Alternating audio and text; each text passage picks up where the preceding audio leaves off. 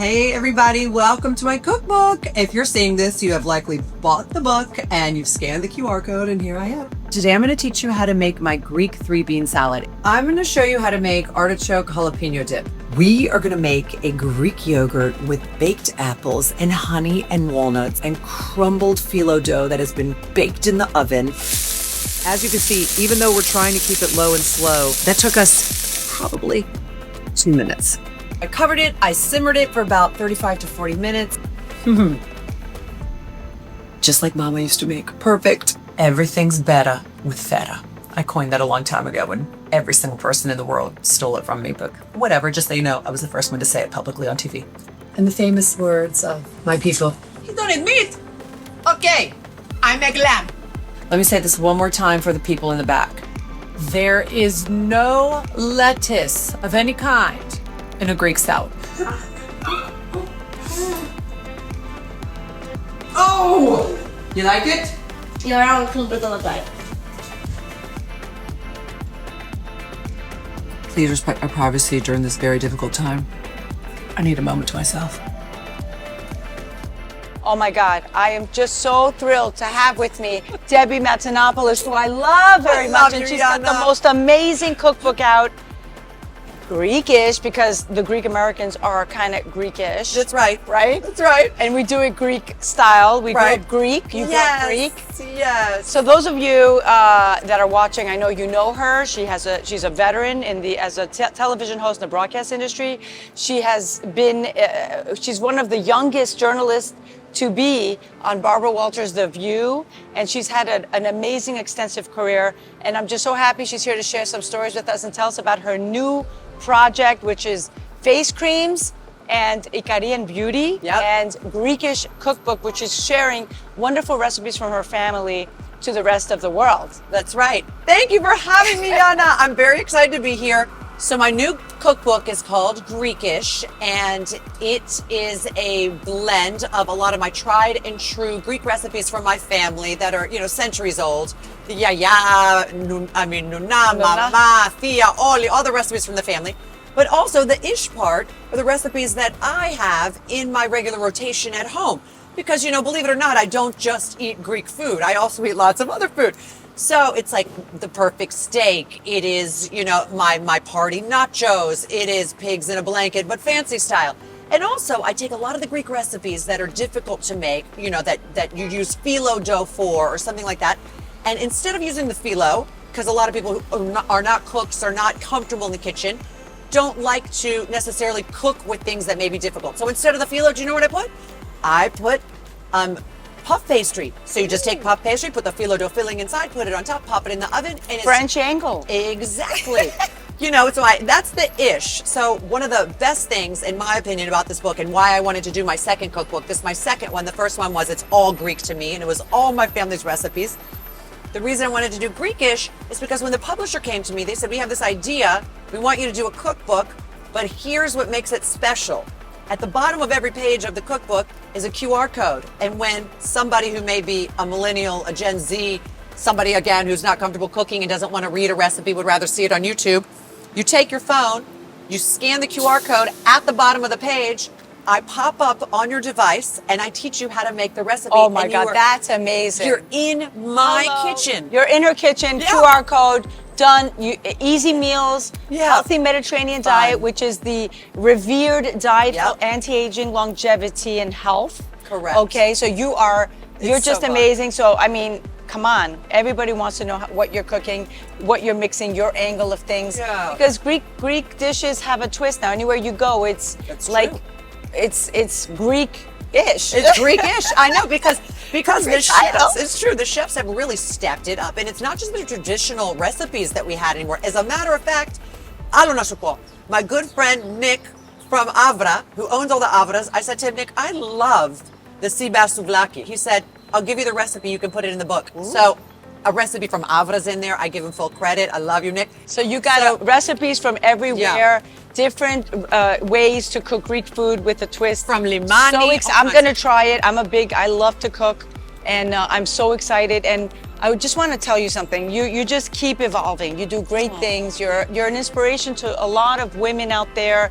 because you're a career woman, you're a wife, you're a mother, and you're creating your own products. Tell me about E-Korean Beauty. Okay, so my skincare line is called Ikaria, and the reason I created this was out of necessity. You know, the mother invention is necessity, and the truth is I'm so allergic to makeups, to creams, to so many things.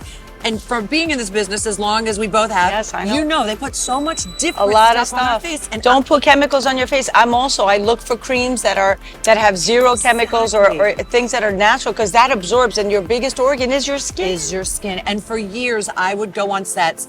A makeup artist would put something on my face. I wouldn't know. I'd go out on camera, and suddenly I would start to sweat. I'd be like, "Oh my gosh, something's wrong there." And I'd say to the director, "Pull back." And I'd be like, "What's happening to her?" So, Allergies. Allergies. Yeah. So I went from dermatologist to doctor, everywhere from New York to LA to any place I ever was. Yes. And they'd give me steroids. Take this, you'll be fine. Take this, Oh you'll be my fine. God. I said, I don't want to put a Band-Aid on it. I want to fix this problem. Yes. So what did I do? I got with these amazing chemists in Los Angeles, and I said, I want to make a skincare line, and I want to base it on my Greek relatives and my Greek heritage. And I went back to my roots, Pali. So I went back and I thought about what my tia and my yaya, my mom would say. Put a little bit of meli, put a little bit of olive oil, put a little bit of yogurt. So cucumber. So what did we do? I went to Greece. I sourced the olive oil from Greece, and we started putting these things together. And these chemists came up with these creams that are so good. I promise you, I'm not just saying it because I want to put my name try on it. them. I'm going to send them to you. I'm going to try They're them. so I'm so good. excited because it's hard to find these type of products That aren't full and of chemicals. They're not full of chemicals. Okay, Debbie, you know you're a Renaissance woman. So now I want you to tell me a little bit about your career, because I'm her biggest fan. She's the had a same great career, Tell me about for me personally, because I love Barbara Walters. Tell me some moments with Barbara that really, stand out for you in your memories. You know, Barbara's new documentary on her life is streaming on Hulu now, and it's incredible. And it's basically trying to condense 60 years of a career into 2 hours, which I can't imagine was the easiest thing to do. But she was a trailblazer. If it was not for Barbara Walters, we would not be here. The View would not exist. I mean, she broke the glass ceiling on so many different things, from being the first female journalist ever to share the nighttime news desk with another man. That never happened before.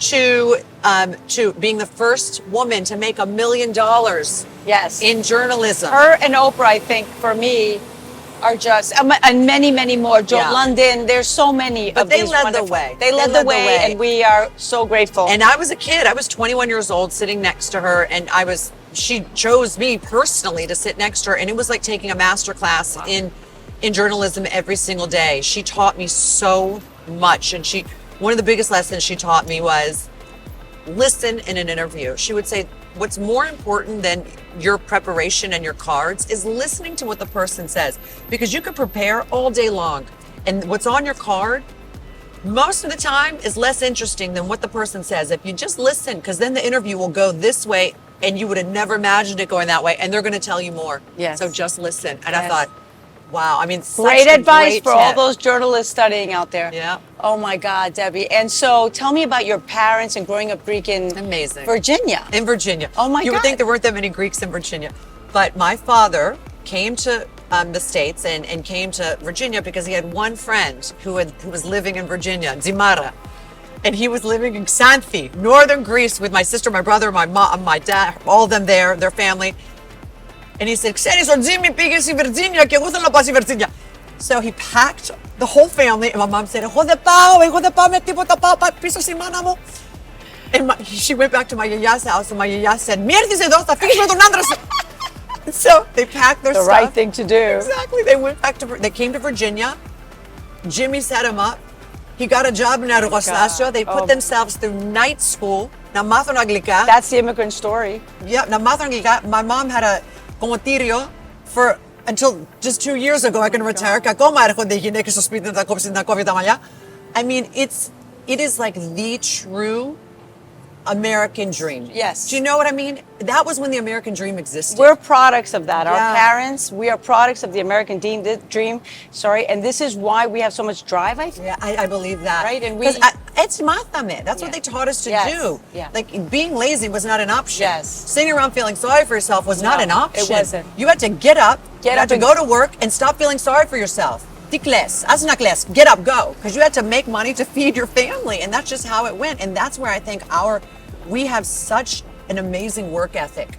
And I really hope that we are able to translate that to the next generation because, you know, things are really changing. And a lot of people want things handed you have to them. kids. Tell me a little bit Yeah. about your thoughts on where the landscape is going in media and the new generation. Well, the landscape in media, who knows, Yanna? My gosh. I mean, it has changed so much, even since I started when I was 17 at MTV and then 21 with Barbara. It is so different because of social media, because of the sort of everyone has an opportunity to report and do whatever they want. So it's really taking the power away from the big networks, whether it's radio or television and film. And the financing for a lot of these movies and the entertainment industry in general has really suffered because of so many different things that have occurred, including COVID, et cetera. But I really believe that we're coming out of it, and we will. Where there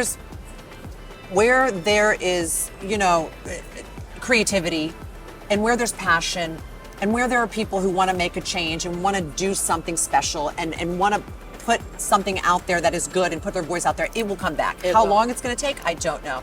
Now, as far as being a mom and having a daughter, she wants to be in this business. She always wants me to do videos with her now because of the TikTok and the this one and the that. And I'm like, oh my gosh, Alexandra. She's like, oh, mommy, they're doing this on TikTok. And I'm thinking, we never had that growing up. There wasn't, you know, either you did television or that's it, or movies. So I include her in a lot of my things, but I also said to her, just so you know, you're going to have to work for this. I'm not going to hand it to you. I'm not like and I don't think many Greek parents are. It's not about nepotism.